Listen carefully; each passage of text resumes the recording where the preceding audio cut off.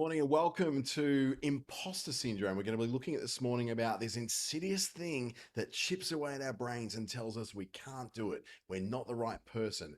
Who the heck do we think we are? I'm going to tell you who you are in this one coming up. First of all, let's share that screen and get it all underway. My name's Dante St. James, and I'm really proud to be presenting this one because I believe there's so much to be gained for you through this journey of overcoming what is called imposter syndrome. Let's do it.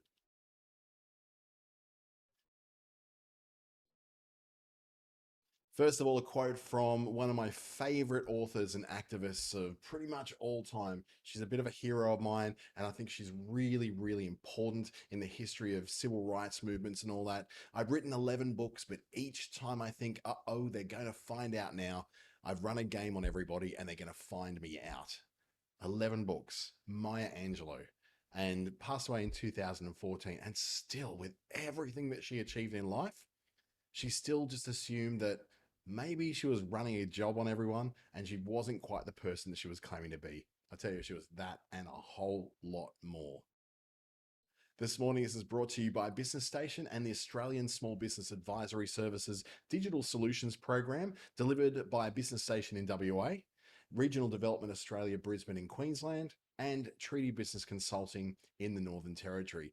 You can watch this now on Zoom, as quite a few of you already are this morning. Hello, thank you for joining me. You can leave your messages and your chat messages. I've got them on my screen over here so I can see all that. So thank you for joining us. If you're watching on YouTube, thank you again for joining us. And you can pop those questions and comments down below. And by the way, a subscription to the channel would be magical. Thank you. Let's get it underway and continue on this journey of understanding what imposter syndrome is and how you can overcome it. First of all, what imposter syndrome is and its effects on those who live with it is what we're going to start with this morning. Then we'll move on to why imposter syndrome seems to be even more prevalent at the moment and what you can do to overcome imposter syndrome and be an even better business owner. And that's what we're really after, isn't it? My name's Dante St. James. I've done a lot. I've done my marketing degree at the University of New South Wales, backed up by a Masters of Marketing and Business Information Systems. I have studied with TAFE New South Wales, some 7 different certifications with them. With the Chartered Institute of Marketing, I started off with their foundational certificate in marketing and moved right through to their postgraduate diploma in digital and traditional marketing as well. With Facebook, I hold 6 different certifications with them, featuring just the 3 on the screen, which is the lead trainer certification, the digital marketing associate certification, and the media planning professional certification. And of course, because that's not enough, I also work with Google's Digital Springboard project, the Australian government's Be Connected, NICE, and ASBAS digital solutions programs. Clearly, this man does not like to have a sleep, but even with all that in mind, I still wonder if it's enough. I still have days where I don't think I'm an expert in what I do. Now, I just rattled off all these things for you that I've done, all these certifications I've had, and yet there's still times, still moments where I think I'm not quite the person that I thought I was. That's the craziness of imposter syndrome. So, quite often I get the question from people or the comment from people that I'm so lucky to do the things I do. I get to fly around Australia. I get to work with, big tech companies like Facebook and Google and places like that. But what they don't see behind that learning is that there's 12 years of university, 2 failed businesses, a bankruptcy, networking, volunteering, 2,080 free hours of work that's had to go into all that. And then you think, well, okay, why do I sit there still thinking that I might be an imposter, that I might not be quite the expert that I think I am? Well, it's because of so many reasons. In fact, 70% of the population, they still deal with some degree of imposter syndrome in their lives. And it's in business, it's in employment, it's in their relationships with friends, family, partners, the dating world, even with getting in front of a camera and looking straight down the barrel of it with a ring light and going, geez, maybe who do I think I am getting on here? 70% of the population.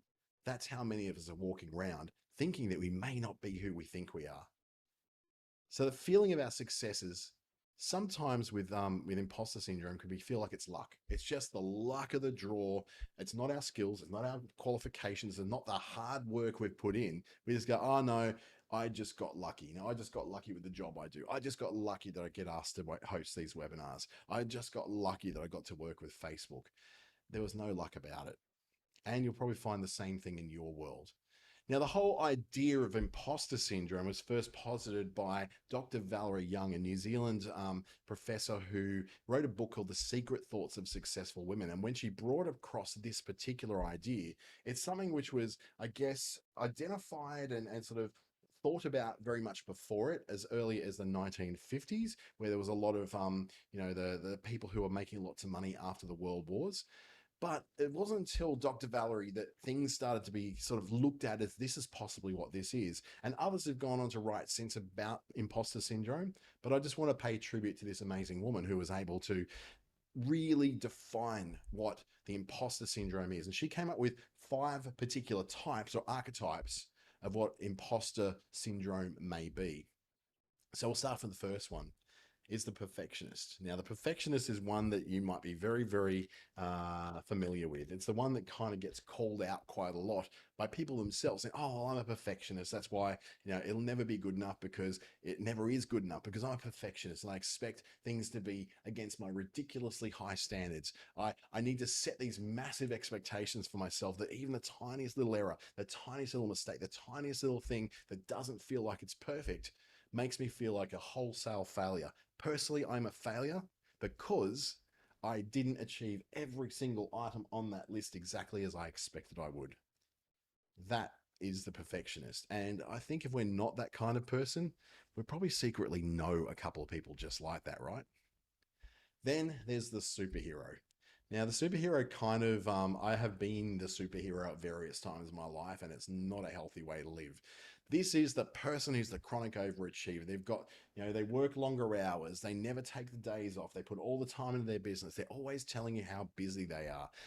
They must succeed. They cannot be an average person. They have to be a success in every single thing they do, in order to prove to people that they are legitimate, they are credible, they are the real deal.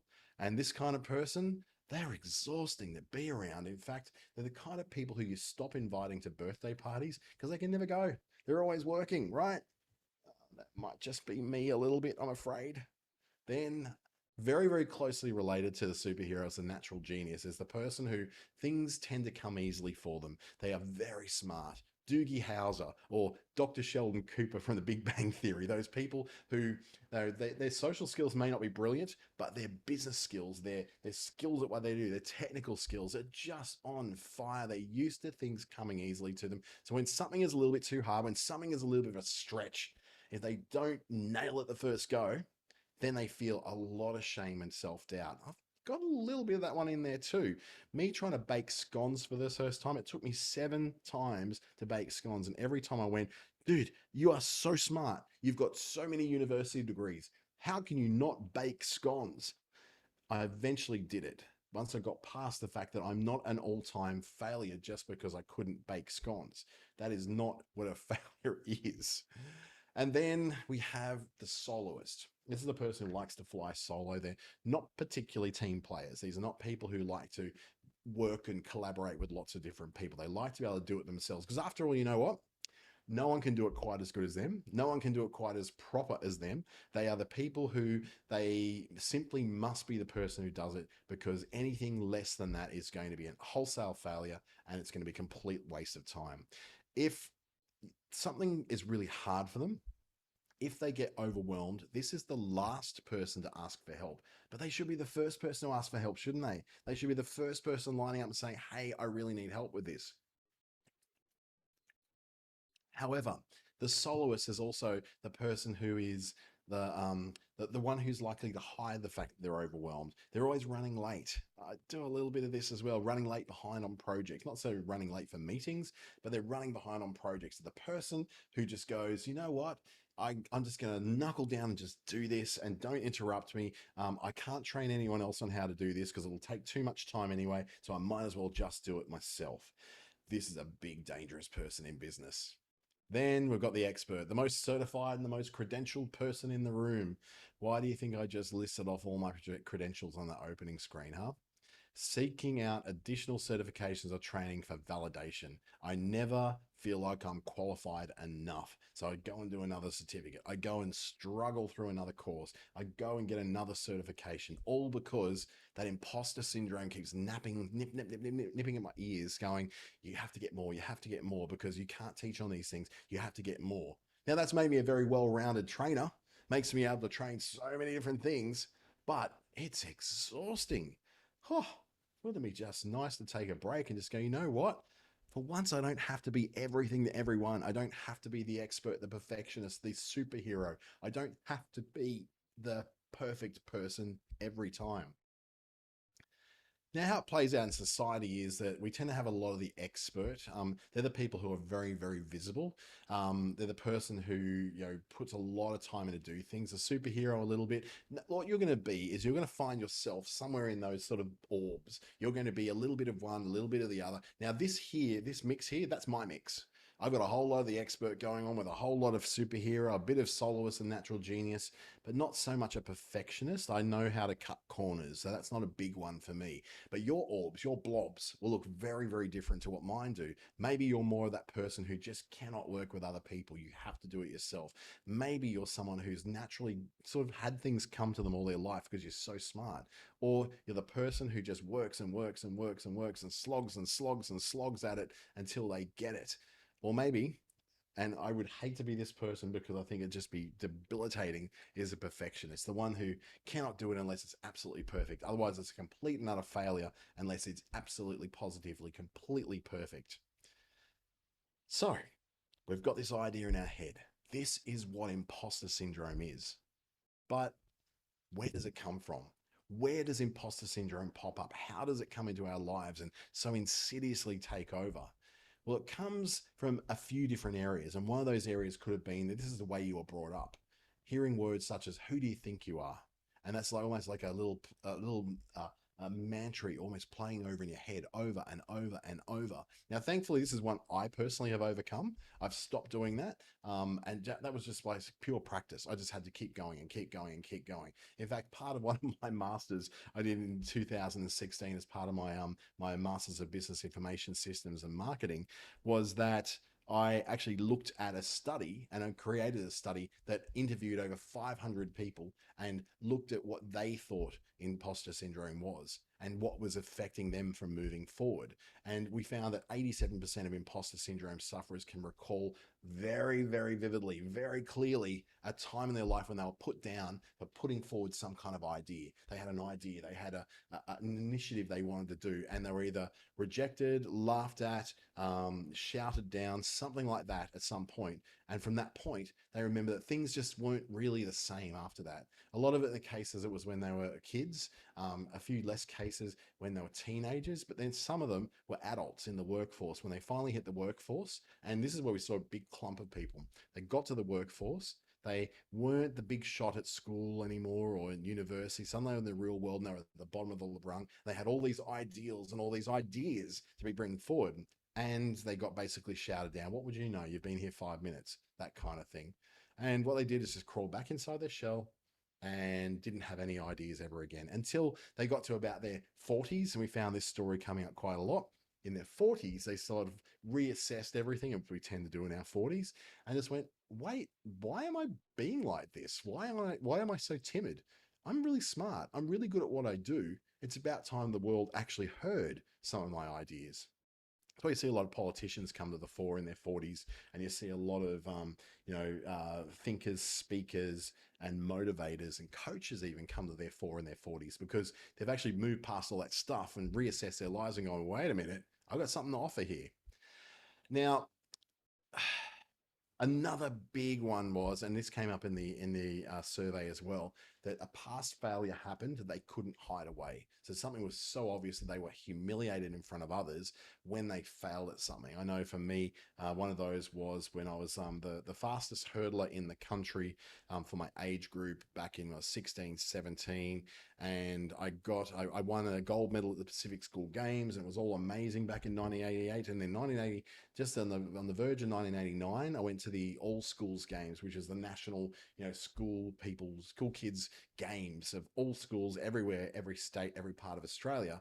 And I fell over on the last hurdle, and I was expected to win that. I was leading by a fair way, and I was expected to win, fell over the last hurdle, didn't finish the race.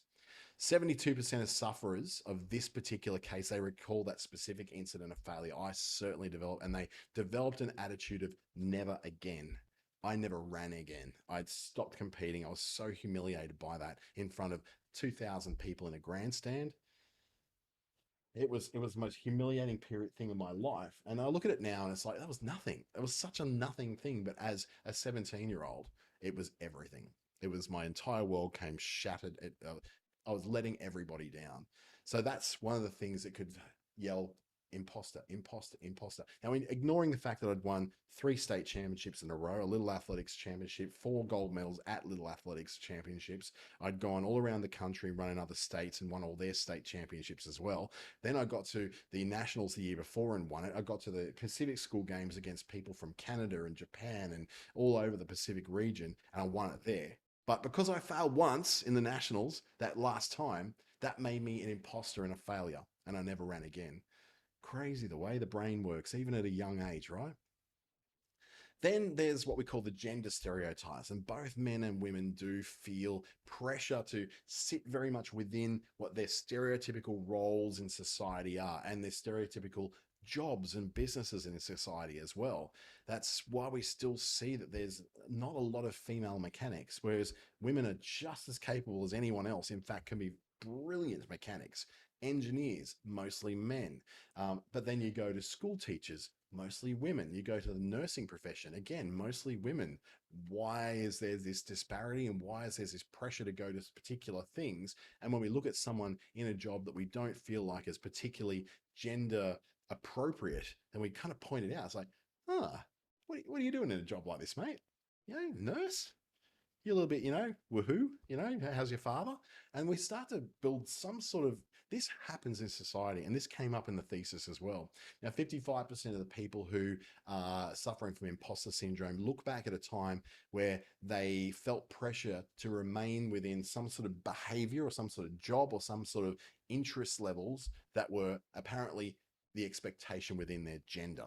Now, in 2021, those things largely shouldn't exist anymore, but they certainly do. We still have pressures. Like you got the girl who grows up and is taught to be caring, and but wants to be an engineer, and then sort of fostered into nursing. Or you got the guy who grows up and who is taught to be polite and cheerful and nice, and then when he gets to be a teenager, he's expected to turn into a tradie.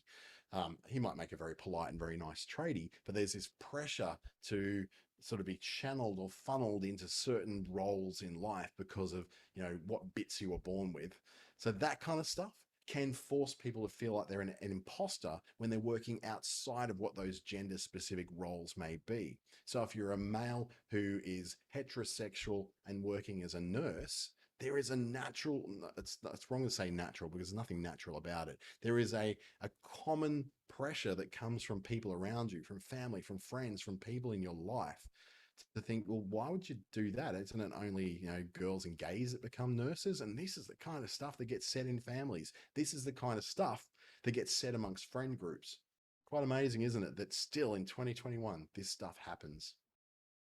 And then we've got what we call the cultural norms and expectations. There's a pressure to conform to some kind of cultural behavior. We see it a lot in Indigenous Australians. We see it a lot of in migrant groups in Australia that particularly you find it in a lot of migrant Indian families, that if you don't become a doctor or a lawyer or an engineer, that there's something wrong with you. If you go through to make a business, even though you could make, 100 times what the doctor or the lawyer or the engineer could do in a business, you're somehow looked upon because you're not a doctor or you're not a lawyer or you're not an engineer. And it's one of those very strong pressure areas that these particular roles, these particular job types, these particular areas of study are considered to be status studies. They're things you can say to the people back home is like, look at my son. He's a doctor. Look at my son. He's an engineer. And there's something to be proud of. Whereas saying, look at my son, he imports cosmetics from the Middle East and repackages them, send them off. He might be making $3.5 million a year. But irregardless, that's not even a word. Regardless, he's not a doctor, so therefore we don't really like to talk about it too much. So 52% again of these people who feel like they've got this imposter syndrome going on are people who feel like imposters because they're not working in something that they were expected to work in, or they are working in something they were expected to work in and they know they're being an imposter. But we're talking more about the people who are broken away from that cultural norm or that cultural expectation to work in an area that wasn't expected of them or wasn't expected for them as someone from that particular culture. Isn't it amazing? All these really out there things that contribute to someone feeling like a failure, feeling like an imposter. So when we ask where that comes from, well, then we got to also ask, what does it cause? Apart from mental anguish, which it can cause a lot of, there's some very real damage that can happen when you think you're an imposter. So the regular imposter cycle kind of works a little bit like this. Excuse me. You start off with a task and then you get anxiety over that task. So you do one of two things. You'll either work hard and after success, you get an initial feeling of accomplishment and you get a bit of praise for it. And when you get a bit of praise for it, you reject that praise. Oh, no, I had no natural talent, so I had to work hard to do it. But yeah, you don't accept the praise. Or you can go the other way. You get anxiety once you get this task. You procrastinate on it because you're afraid you can't do it because you've got this imposter syndrome going around your head. And then you get a bit of success after this frantic rush that brings a whole lot of relief and a sense of accomplishment for a moment. You get some praise. And then when you're praised, you go, oh, look, I was just lucky. It was a real rush at the end. I was just lucky I got it all done. It's like you discount any praise that comes to you. You destroy any praise that comes to you. You destroy any kind of real accomplishment and validation of that accomplishment because you feel like you're a fraud. You had anxiety leading in, you worked really hard to do it diligently, and then you say, well, look, I had to work hard because I'm not really good at this stuff. I'm not. So you don't accept that praise. You don't accept the accomplishment. You have to explain it away. You have to bookend it. So you have to go, oh, like I get this praise and stop right there. Don't let it sink in. Don't let it get past your skin because that might actually mean that, oh, that you're a bit of a tosser. It might mean that you're a little bit of you're a bit up yourself if you accept a little bit of that. And a lot of this doesn't just come from imposter syndrome. It comes from the tall poppy syndrome that we get in Australia as well, where we like to shoot down those who seem to do very well. So how success should manifest itself is that each time you do something well, you become a little bit more confident and you do the same thing faster and better next time. Say, for instance, if you're learning to bake scones, like the example I gave before, you start off and you bake the scones and they don't do well. So you go, okay, I'm going to try it again. So you try it again. And the next time they do a little bit better. And that encourages you the next time afterwards to tweak the mix a little bit more, sift the flour a little bit extra. And you go, I think I know I've got it. And then the perfect batch of scones pops out of the oven and you go, I've now mastered this. I'm now confident that I can do this again and again and again and again. That's how it should manifest. Does it actually manifest that way? Well, certainly not in the mind of someone with imposter syndrome. Someone with imposter syndrome, each time they do something well, it actually has this opposite effect. It makes them less confident in their ability and they get slower and worse at the task over time, even though they did something well. They did it well, they delivered it well, but they've convinced themselves that it was either pure luck, so therefore they had nothing to do with it turning out, or they had no talent, so therefore they had to work their way through it and slog their way through it. And instead of seeing that as, you know what, I'm a hard worker and I made this work in the end, or if they procrastinated, rushed it all, went, oh, lucky I got all that done. Wow, that's amazing. But that initial feeling of accomplishment is waved away because, no, I didn't do that good. And then what happens, that dismissal of the praise, the dismissal of the achievement they actually had, caused them to get worse and worse at this over time.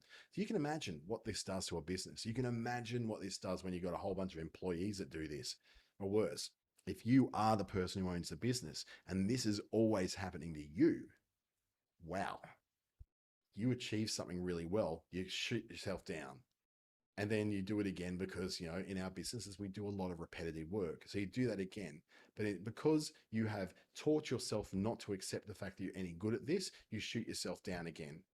until the point where you get so tired of this job, so tired of this work, so tired of all this stuff. You go, no, stuff it. I'm not going to do this anymore. I'm just going to give up on this business. That's the danger of imposter syndrome. So, where in life does this imposter syndrome tend to manifest itself? Where does it tend to show up in life? And there's a whole lot of places where it does. Let's start with, first of all, new environments where you're not really used to being, where you haven't done performance before. Academic and creative circles are renowned for all this imposter syndrome. Every single workplace, every single organization has people who get into this as well. And then relationships, our friendships, our social interactions, the people who we see at the pub, it plays out insidiously over all these different parts of life. It is really insidious. Let's start off with our relationships and friendships. So, with those,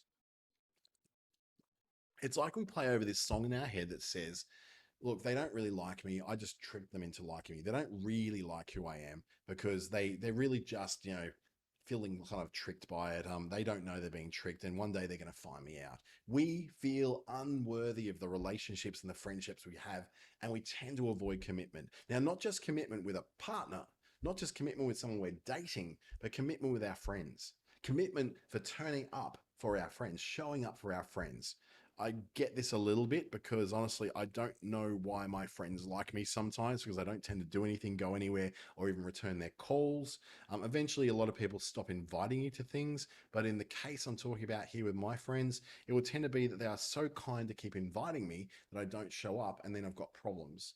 In relationships, people can feel like they can never live up to the expectations that their friends have on them. Now, these expectations are imaginary. No friend, no partner is actually expressing or even insinuating that these expectations are there. It's all on us. It's all on us as the person with imposter syndrome. We create this imaginary world where apparently there's these expectations that we cannot live up to for our friends. They've not made those expectations. And they've never expressed those expectations. And it's common to think that we somehow tricked our way into that circle of friends, tricked our way into that relationship. I think there's like when, I've dated someone who I feel like I was really batting above my average or was punching above my weight, as we like to call it. Someone who I felt was way out of my league.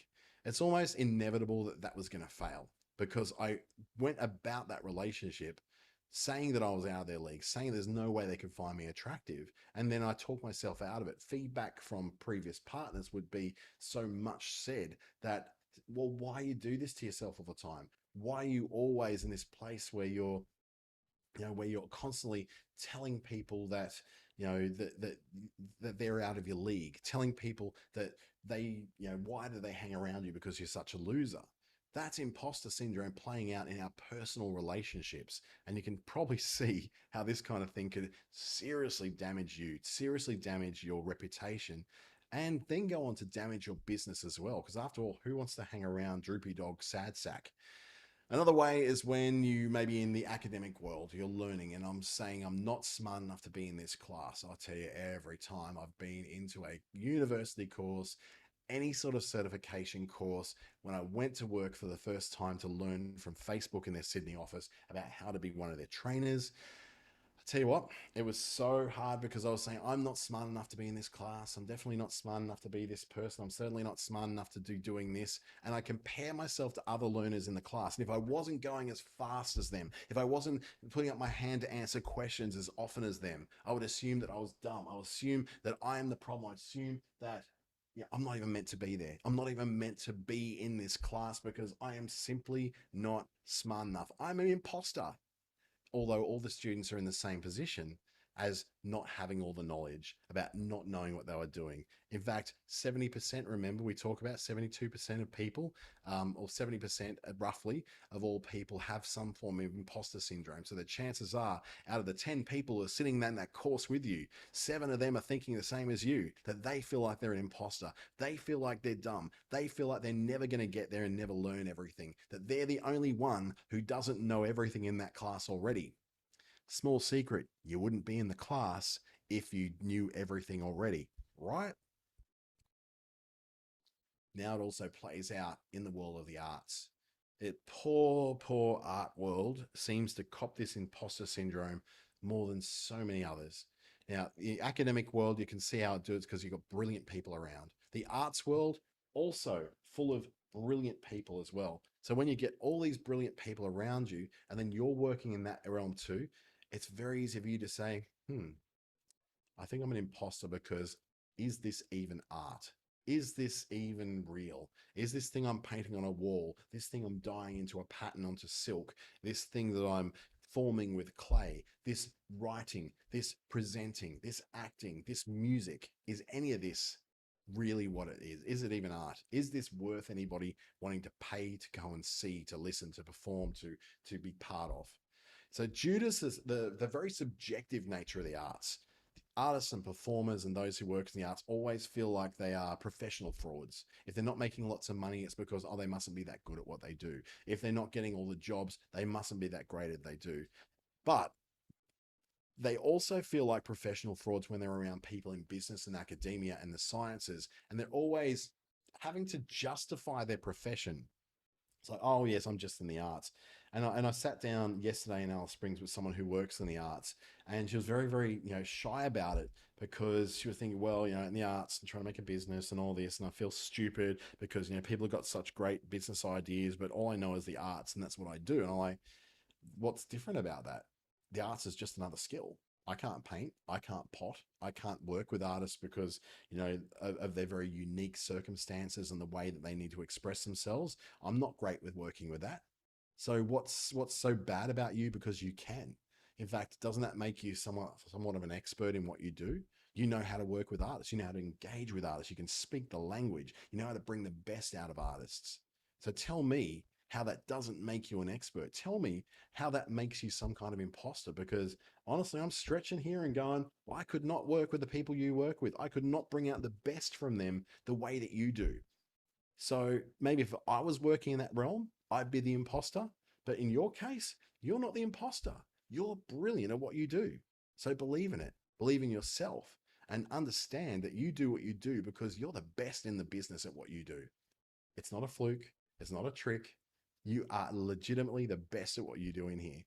So when you're in amongst those who are in business or those who are very smart or in sciences or in, like lots of money making stuff in professions where they're doctors and lawyers and engineers and all those very highly respected professions, right?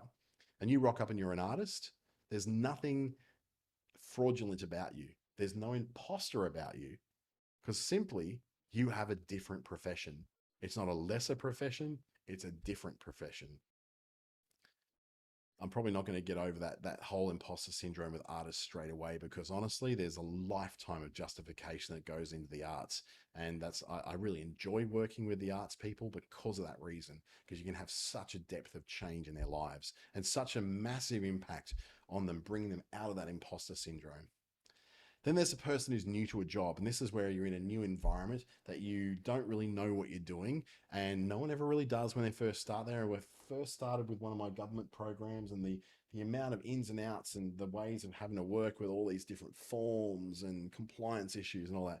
It was ridiculous. It was out of control, and I felt like I was out of control.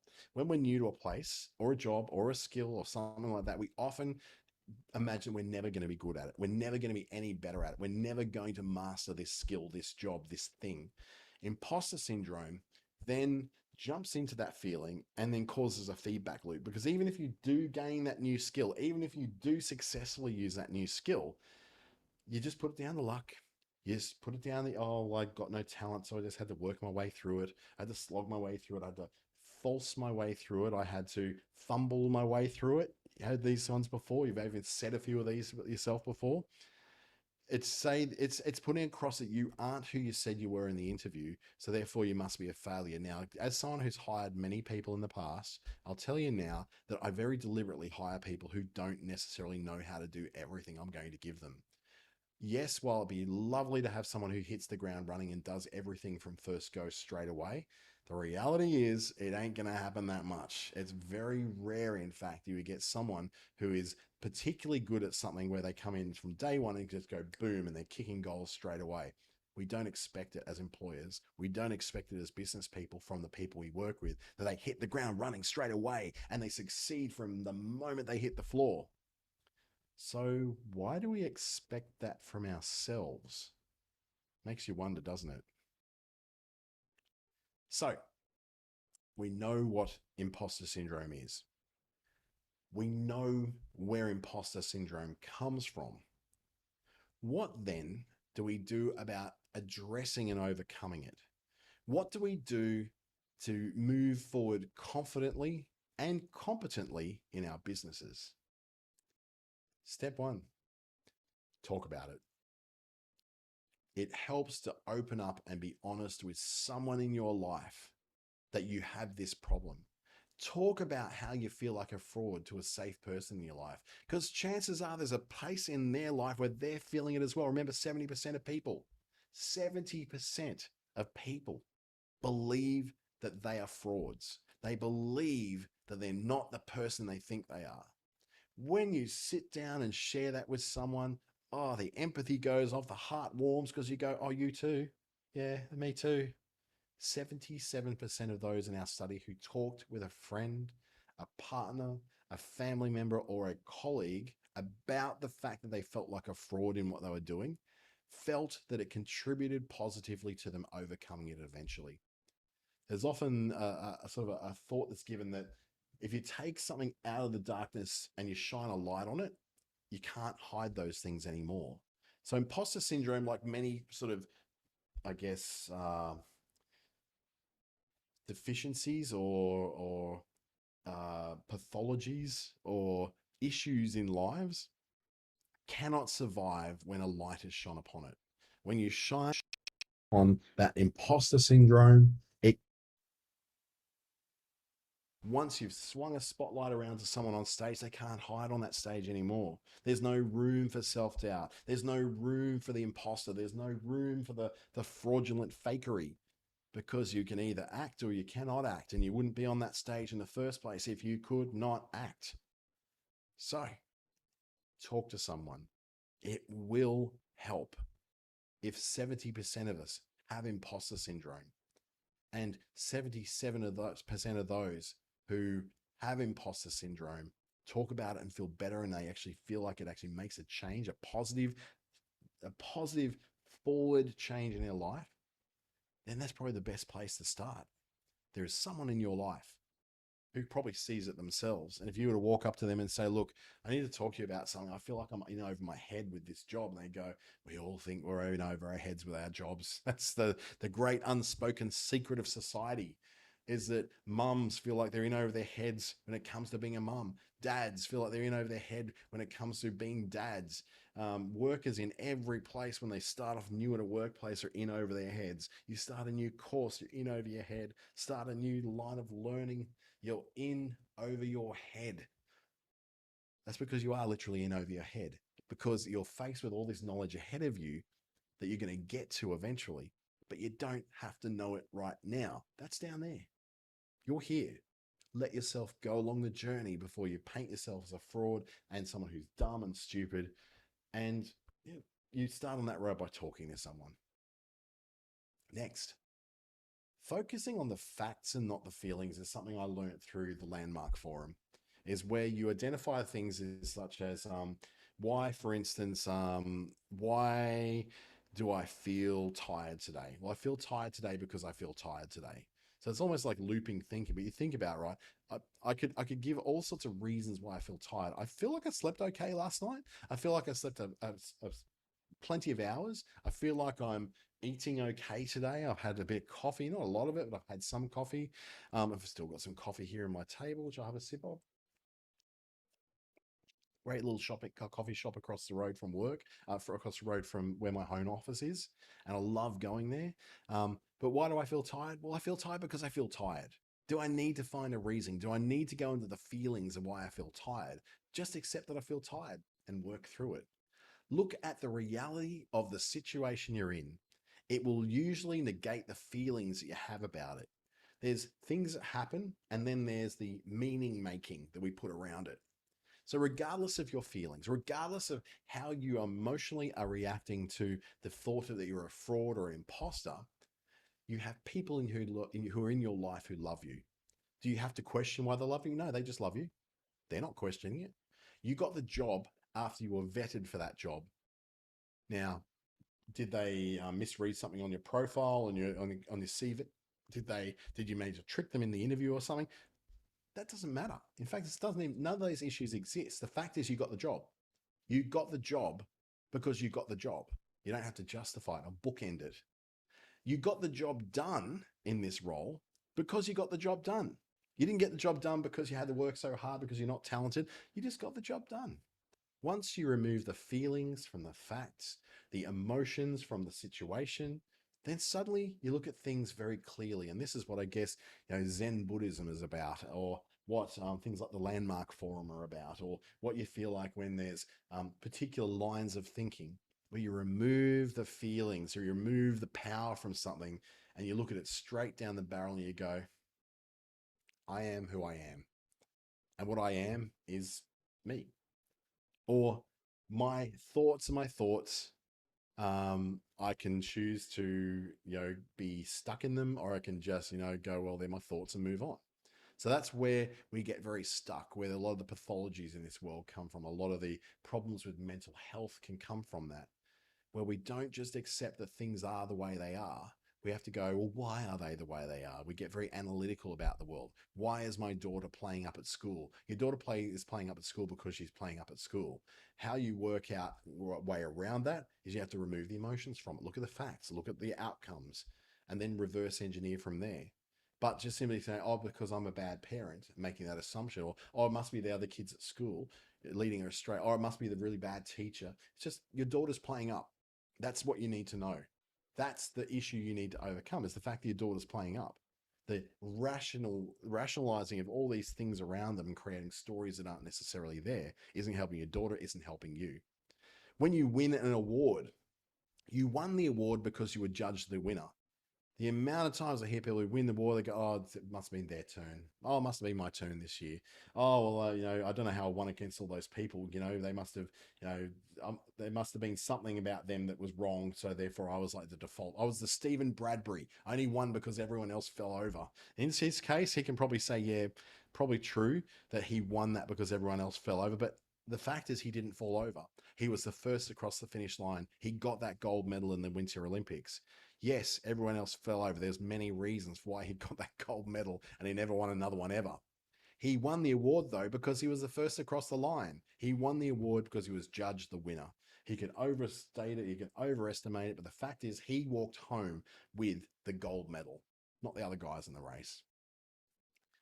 Sometimes it can feel like, because you don't fit in, that you're some sort of imposter, you're some sort of freak. Feeling out of place or somehow standing out in a group does not make you an imposter. It does not make you a freak. It does not make you out on your own. People who are good at what they do stand out. People who are successful stand out. That does not make them an imposter. If you're being called out because you're very good at what you do, you've had some level of success, that doesn't make you an imposter. It makes you somebody who stands out for what they do. And why do you stand out for what you do? You stand out for what you do because you stand out for what you do. That's the most basic answer.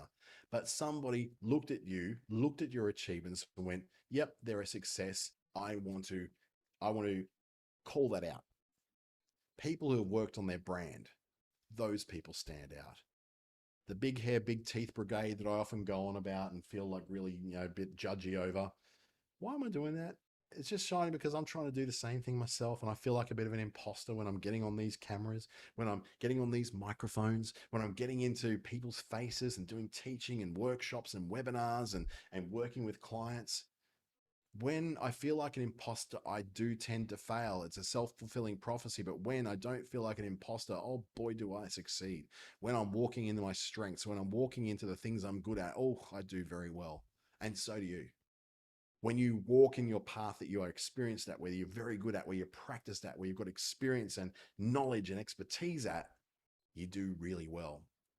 And then you get called out and you say, look how well she's doing. And you go, oh, yeah, I guess, yeah. Accept the praise. You got called out. Take it as validation. Oh, I don't need no validation. Take the validation. Just let it do. People who help others often, people who actually take time out of their day, I often feel like, what's in it for them? What's the imposter? What are they trying to get out of this? Oh, they must be trying to get something with this person just because they help other people. Those people stand out too. They're not imposters. They just do this thing. They help people because they help people. It's almost like breathing for some people to help others.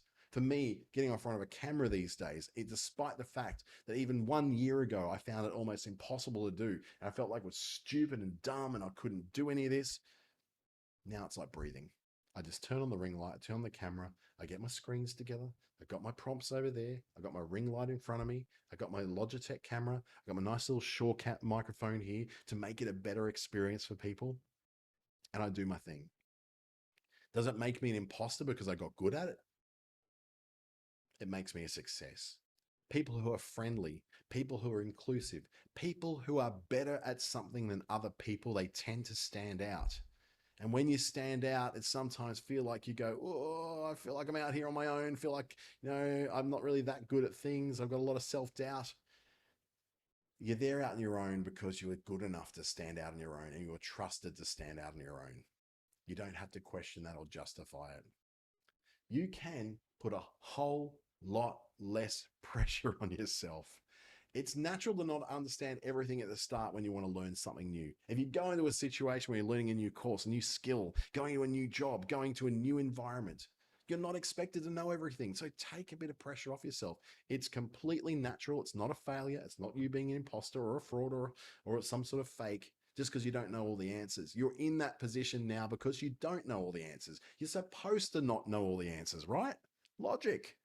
Everyone makes mistakes on their way to success. I've had 2 businesses fail and I went bankrupt at one stage before I turned things around and was able to keep going and keep going and keep going to the point where I'm now starting to make the income that I want to make in the field that I want to make it in and being recognized for what I do. Asking questions when you're in a situation where you're learning doesn't make you weak. It doesn't make you an imposter. It makes you someone who wants to succeed. And people who ask questions, they tend to succeed because they ask the questions to get the answers, to be able to learn, to be able to move forward, right? Logic. If you need guidance or if you need extra time, it doesn't make you dumb, a failure, or an imposter or a fraud. It makes you a student. That's what we do. We don't necessarily need to know everything straight away, but we can learn all those details along the way. So ask that question, seek that guidance, get that extra time. Go to the person who does know and ask them how they do it. Again, not an imposter, not a fraud, not a fake, but a student. And finally, I would say, take the win. It might take some time for you to accept losing because, we're in business because we've got a certain personality type that says that we should win all the time. We should always win. And that we lose sometimes. We go, okay, we lost. People find it a lot easier to learn how to accept losses, but we take even longer quite often to accept the wins. We are naturally predisposed towards negative. We're naturally predisposed towards a fear of loss than we are for the joy of gain. I often talk about the $100 note. You see a $100 note down the ground, you go and pick it up. You go and go, $100 note, go and spend it. You got 5 minutes of greatness, 5 minutes of positive feelings of joy and of euphoria. The person who lost that $100 note though, they reach in their pocket to look for it. It's not there. They got to pay for something that's not there. They will bash themselves over the head for that, often for weeks. You idiot. Why did you let that go? Why did you lose that money? What sort of idiot leaves $100 loose in their pocket and doesn't put it in their purse, doesn't put it in their wallet? You fool.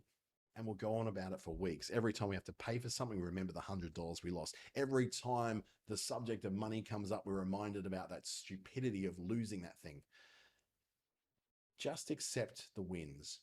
When you win something, when you succeed at something, when you complete something, when someone compliments you, say thank you. Don't let your automatic thing be, oh, no, it's okay, it's okay. Accept the win. Say thank you.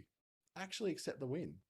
It feels weird when people don't do that. It makes it so unnecessarily awkward for people when you don't accept the compliment or accept the help or accept the hand or the applause or the praise. It makes it awkward for everyone around, including yourself. Then don't just take that win and decide that you're going to bookend it with a justification. They say, "Oh, congratulations on your win." You go, "Oh, yeah, I guess it was my turn this year." All the real winners were around last year, and they weren't in it this year, so it was like much less of a competition this year. So it's nice to pick up the win, but the word "but" almost needs to be taken out of your vocabulary. I won, but just completely disempowers your win, completely throws away the fact that you win, and throws it back in someone's face the fact that they were communicating their joy and joining in the joy of your win with you. But when you say, "Oh, yes, I won, and it feels great, thank you," it feels normal and natural. It's not this awkward moment of, "Oh, I was praising them, but they think like they don't deserve it." That's a bit weird. Why'd you enter in the first place if you don't think you were going to win? Allow yourself to feel good with success. It's actually a good thing. It's good for you as a business owner. You don't just beat yourself over the head for the losses. You also go forward and accept the wins. Take the losses as lessons, accept the wins also as lessons, but accept the win as a celebration too. Practice a habit of congratulating. This is how you really overcome it. It's like this little point that's hidden at the bottom of this slide, right? To congratulate others helps you to accept your own wins. The more you congratulate others on their wins, the more you praise others, the more that you validate others' work. Funnily enough, it gets a little bit easier for you to be validated for your work, to accept the praise from others, to enjoy your wins as well, rather than just sitting there and going, "Oh, yeah, I won. Yeah, but it's only because of this." Judgment is one thing that's going to kill your joy. It's going to kill your change. It's going to kill your social life. It's going to kill your business. Give yourself time to get used to something new and learn how it works before claiming that you're a fraud for being there. Give yourself time to get used to the new paradigm that you're working in, the new environment that you're working with, the new product you're working with, the new thing you're selling, the new lesson you're learning before you judge yourself as being some kind of imposter for not knowing the answers. While you can trust someone about your feelings, you don't need to tell everyone. So you can actually go, and have a talk to someone, but you don't need to talk to everybody about your imposter syndrome. You don't need to broadcast it. I'm doing a bit of that in this particular webinar today and broadcasting that I have imposter syndrome, but you don't have to do that. You can do a deal with yourself though, that you won't harshly judge yourself until you've been at the task for a certain amount of time. You've worked at this for a certain period of time, then you're allowed to judge yourself. Let's just say I'm giving myself 3 months to learn this.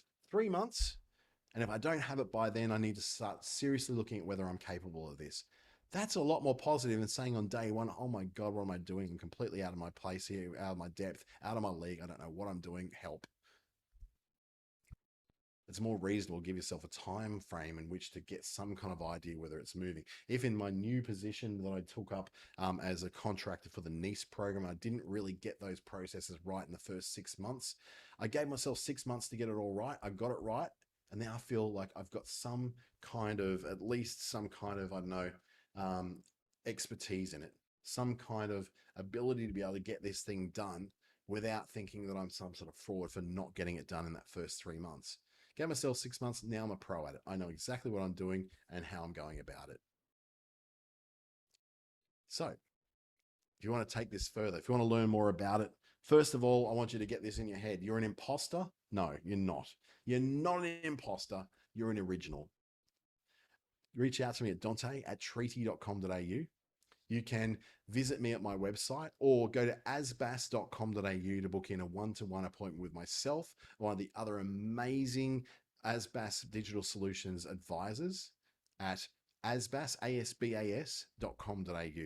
Feel free to stalk me on Facebook, LinkedIn, Instagram, any of those online things, or send me that email to that address that's on screen right now. It is possible to overcome imposter syndrome. It really is. You actually can do it. It's not just possible, it's actually likely that you'll overcome it. It's inevitable that you're going to overcome it because success breeds more success. As you overcome that imposter syndrome on day one, day two gets a little bit easier. Day three gets even easier again. You'll get better and better at this until such point that you'll turn on that camera, put on that ring light, have a wipe of your face, put on a nice shirt, put on a nice dress, and you'll be able to achieve that. You'll be able to become that success that you secretly kind of hope you are. You secretly know you are. You secretly know that it's in you, but you haven't yet been able to cope and accept it. You'll get there. Thank you, and I'll see you in the next webinar.